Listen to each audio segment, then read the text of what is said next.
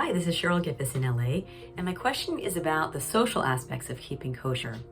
As Jews, I know we are the light unto the nations, and we're supposed to spread holy sparks wherever we go, but it seems a challenge to break bread with other people if we can't eat the same thing. And so I'm wondering, is the end goal that everybody's going to eat kosher one day and we're supposed to set the example? Because otherwise it seems more divisive than unifying. So I wondered if you could address that. Thank you so much.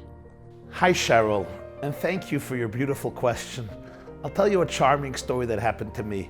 I once went to a spiritual retreat in Maryland, and there was a festive lunch, and everybody sitting at the lunch besides me was not Jewish. And they all enjoyed the food, which was not kosher. And then I took out my little doggy bag, and I had this old emaciated tuna sandwich. And I started to eat my tuna sandwich.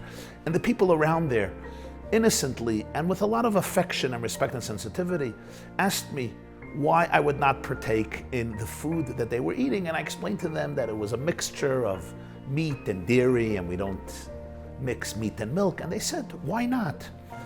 And I said, one of the explanations is that, the meat represents death. The animal has been slaughtered, and milk represents life because it's the ingredients that the mother nurses her children to be able to have them grow and live and blossom. And Judaism has a very, very profound sensitivity not to mix life and death, not to mix meat and milk. On a mystical level, I explained to them that Kabbalah teaches that meat represents harshness, discipline, toughness, gevura, strength, and milk represents love, benevolence, generosity, softness. And it's important in life to be able to have boundaries, to know when you have to use your right arm, when you have to use your left arm, when is a moment that calls for uninhibited love, and when is there a moment that calls for boundaries and discipline and structure, and not to confuse the two in life.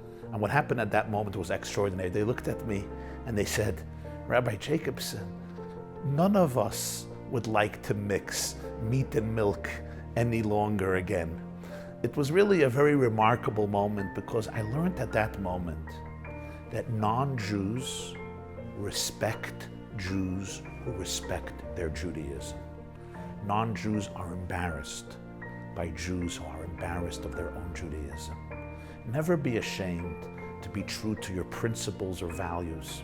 It doesn't undermine the social structure. If somebody was sitting at a lunch with you and they had a unique diet because of their health, would anybody be bothered? Why would anybody be bothered?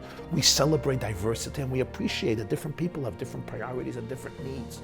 When I am confident with my own tradition, when I am anchored in my own faith, people actually gain much more respect for me, because they appreciate people who have principles, who have values, who are dedicated to traditions and to truths, especially those that have been passed on over thousands of years. Will one day everybody start keeping kosher? I don't know, maybe. I'm not sure they should adopt the cholent and the kishke and the kugel and the cheesecake and the marble cake. I'm not sure it's the best thing for Zen Buddhists, but one thing is certain. Never be ashamed of who you are and what you represent. The world loves Jews who love Judaism.